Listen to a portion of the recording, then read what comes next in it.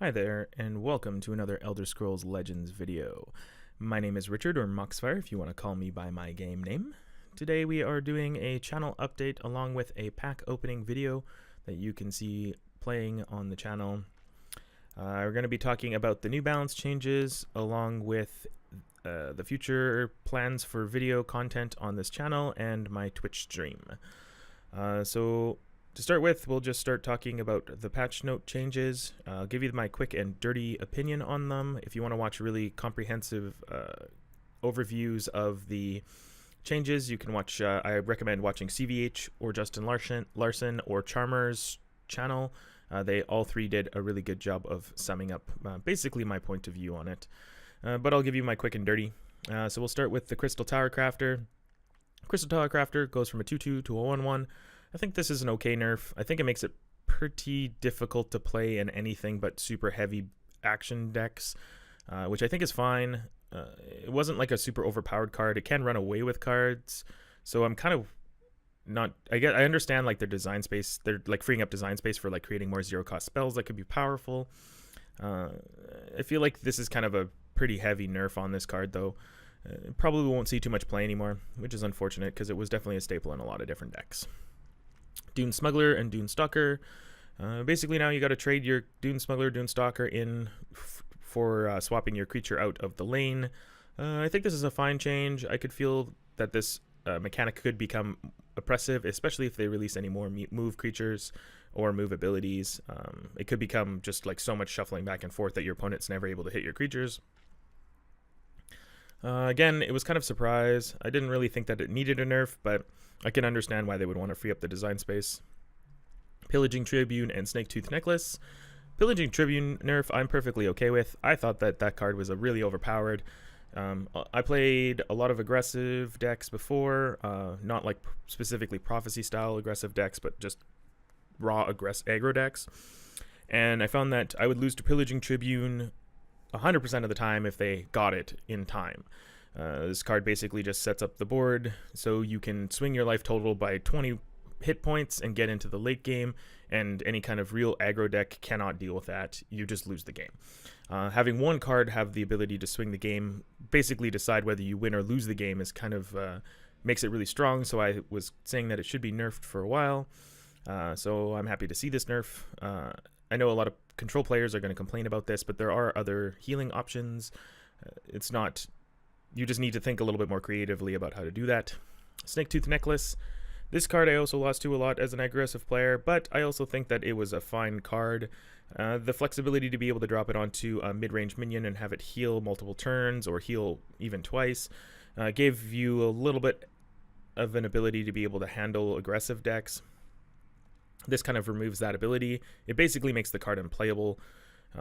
Getting +1/+1 it for 2 mana with the option of draining 1 time makes this card just garbage.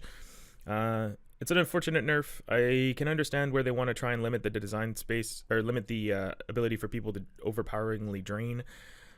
So I guess I'm okay with it. It does make other options like House Kinsman and Moonlight Werebat shine again. So I mean, trading in 1 card for 2 cards that'll be good again is okay, I guess. I don't know. I'm not super duper happy about this change, but I'm not super unhappy. Makes my aggressive decks a little bit better. Slaughterfish Spawning going to a 4-cost card is a pretty heavy nerf. Also makes the card unplayable. I mean, you can play it, but it's not very good anymore. 4 mana deals 6 if you're good at positioning on the board. If your opponent doesn't have an answer, there's a lot of ifs that are attached to that, which makes it not very powerful anymore. It was already, I think it was at a fine spot at 3. I think it was a fine spot with the damage it had. What I would like to have seen instead of nerfing this card is to release more cards that can deal with it. Things like Murkwater Witch were really effective at dealing with this card. If you created something else that did something similar, I mean, the 2 that pop into my head are Midnight Sweep and Murkwater Witch. They should have just released something else that would help deal with this problem. But, I mean, they don't want the problem to get out of hand, so they nerf the card. Card's gone. What else can I say? Soulrest Marshal going to from a 5 to a 6, while increasing the cost that it can discount to 6. This is an okay nerf. I would have liked this not to have had the text added, it cannot chain itself. That's Probably my only gripe about the win more cards is when they chain themselves. Necromancer into Necromancer is terrible. Soul Rust into Soul Rust is terrible. Soul Rust into Jarl is terrible. Whenever they chain each other, it just causes really difficult turns for any player. You basically just lose the game. I know it doesn't happen very often, but again, it's one of those things in the game, like Prophecy Battle Mage, when you lose to it just feels bad. It balances out over the aggregate of like 100,000 games or whatever, but it just feels like crap when you lose to someone dropping 16 points of stats on turn 5. I guess now turn 6. But, I mean, it's a fine nerf. It pushes it out of the hands of aggro, which I'm happy with. That 1 extra mana means that most aggro lists probably won't quite get there. So I'm okay with this change. It's not exactly the change I want to see, but I'm not super unhappy. Finally, we have Histgrove. Histgrove has a nerf where now it has to stay on the board for 1 full turn before it actually activates. I'm okay with this nerf.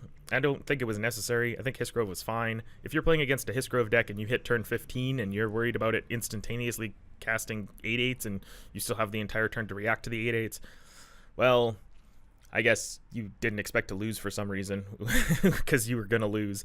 If you get to turn 15 against a Histgrove deck, you're going to lose. So this just makes it turn 16 now instead of turn 15. It's still effectively the same thing. If this goes off multiple times, you're going to have a really difficult time dealing with the board, and you're going to lose even if you have that additional turn. It doesn't introduce a bunch of counterplay, so I'm happy with that. That's good. Saving now, because I usually save my Shadowfen Priests against Ramp Scout decks, but usually I only ever get to hit 1 Histgrove because they save the rest of them.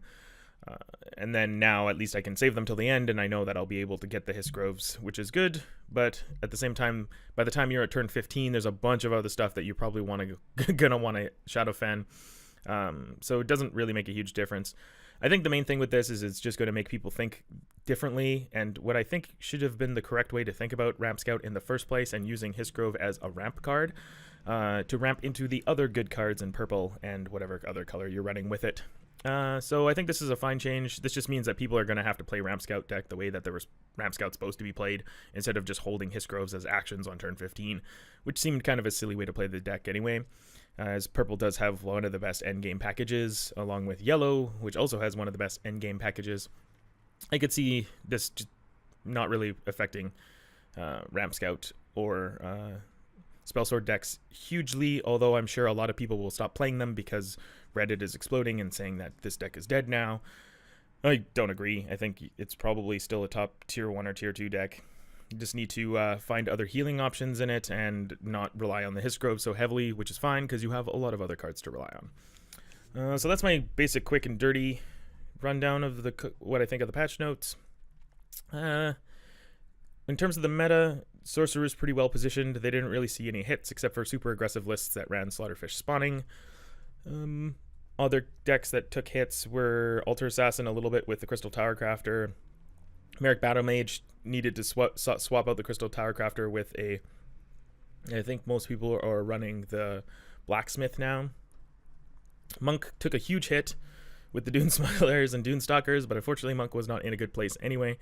So they're just kicking them while they're down. I hope that the next expansion will release some cards that allow Pilfer Monk to become a powerful archetype, but until then, it's basically going to reside in the dumpster. And control decks a lot of people are saying are broken, you can't play them anymore. I totally disagree. I think that you just need to look at other healing options. There is Paladins, which are a totally strong and viable healing option. You have, in terms of purple, you got your Night Shadows and your Restless Templars. You also have options of creating lots of tokens, and there's a whole bunch of different other ways to do healing in the game. Green has Moonlight Werebat and the Kinsman, so those control decks are just going to have to look towards other options other than the really powerful ones that were super obvious. It's nice having people have to pick different cards rather than just having the 3 of the automatic include if you're going to play control. So it does create a little bit of creativity in deck building, so I'm okay with that. And Ramp Scout apparently is dead. I don't think so. I think a lot of people are going to stop playing it, so probably will wind up getting bumped down to a tier 2 or tier 3. But I still think that it's a fine deck. You're just going to have to play the deck differently. So moving on, first I will talk about the my channel, my Twitch channel. If any of you haven't had a chance to check out my Twitch channel, you should check it out. It's twitch.tv/MoxFireGaming. I stream nightly on Sunday through Thursday. I'm changing the time of my stream starting next week from 12 p.m. Pacific Standard Time to 10 p.m. Pacific Standard Time. I can't stay up till 4 o'clock in the morning every night because I have tax things I have to do in the morning, along with school and other obligations as well. So unfortunately, I can't be up until the middle of the night, or I guess early in the morning every night anymore. So I am bumping my time back. That does conflict with Bradford Lee's time, unfortunately. Hopefully he doesn't get mad at me for switching what my time is, although I doubt I will steal any viewers anyway. He's definitely the more popular guy on Twitch.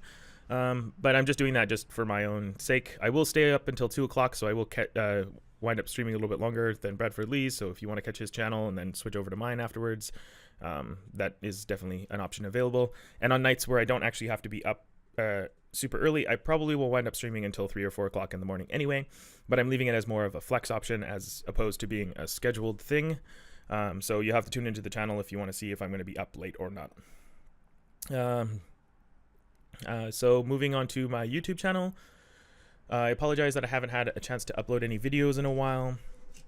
I know some people I promised I would get this pack opening video up. I had technical difficulties, and then my mom hurt herself, and I've been having to look after her. So I haven't had a chance to record this and post it. And then the patch notes came out, so now I wanted to add that to it. So I do apologize I haven't posted anything in a while. My Climb to Legend series didn't really go off this season, as I got to Legend in like 1 or 2 days, or I guess 6 days in total. But I was in Legend in day 6, so everyone was sort of derping around at the beginning of the season playing a bunch of random decks that they were just like, oh, well, the season reset, so let's just play some fun whatever decks. And I was tryharding, and I just went, poof, right, I breezed like all the way through to Legend. So if you want to climb hard at the beginning of a season, is usually a good time to do it if you play a really well-tuned deck that hasn't been nerfed recently. So I got to Legend, so there's no content to record. So I think what I'm going to do is I'm going to try and record 2 videos a week of me just playing in Legend rank. I'm going to try and get to high Legend this season. I want to get into the top 50.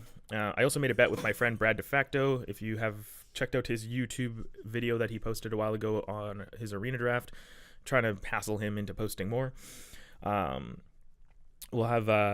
We had a bet that whoever gets the lower rank in Legend this season has to buy the the other person a steak dinner. So maybe I'll do like a quick YouTube hello at dinner on my phone and upload it just for the lulz. We'll see who can get higher at the end of the season. So I will post my attempts at climbing into the upper ranks of Legend, and I will stop derping around on ladder with weird, crazy brood deck ideas that don't let me climb. Because that's the reason why I'm at rank 110, I think, right now. Because I've been trying desperately to get Altar, Sorcerer, Necromancer's Amulet to work. It's not going so well. But that's kind of what I like to do, is just play around with fun, crazy ideas. But probably in another couple more days, I'll switch over and just start grinding really hard to get to the top of Legend. So we'll record videos for that. That should be fun. The other thing I'm going to be doing is more beginner basic videos. I'm going to just cut them up into smaller pieces and upload them as I do them. I've been trying to record like one aggregate big recording, but I'm finding it difficult to piece all the pieces together, record all in one sitting, remember where I was recording from previously. So I think it's going to be easier if I just do short little videos. I really do want to make a lot more content for newer players, especially for when the mobile client comes out. I want people to have resources to be able to access. So those are all things you can look forward to in the near future. I am trying to keep a schedule of posting around 3 videos. What I would like to post is 3 videos a week, 2 of my ranked plays, 1 of my beginner basics style video. But we'll see if I'll be able to keep up to that kind of a schedule, given that I do have school and 2 full-time jobs. So it is a little bit difficult to produce content sometimes, but I am going to be streaming regularly, so you can always catch me on Twitch if you are missing the sweet sound of my voice. In other news that's super exciting for me personally anyway, is I have a new microphone along with a new audio interface. So hopefully you've noticed the quality of this recording is a lot better. And my girlfriend is going to help me with the lighting and setting up of my green screen, which I can use along with my new webcam. So soon you'll be able to see my sweet, sweet face.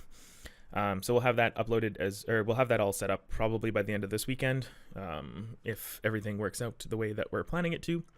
So those are the things that you can look forward to coming up with my Twitch stream and with my YouTube channel rather. So I just want to thank you all for tuning in, watching the pack opening video. I got a huge amount of legendaries in that pack, so that was super fun.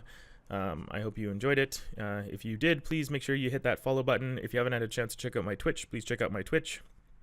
Hit that follow button as well. You can also follow me on Twitter at twitter.com/moxfiregaming. I'm still new to the whole Twitter thing, so I don't update as often as I should, but I will try to do more of that in the future. So thank you very much for tuning in. I hope you have yourself a fabulous day.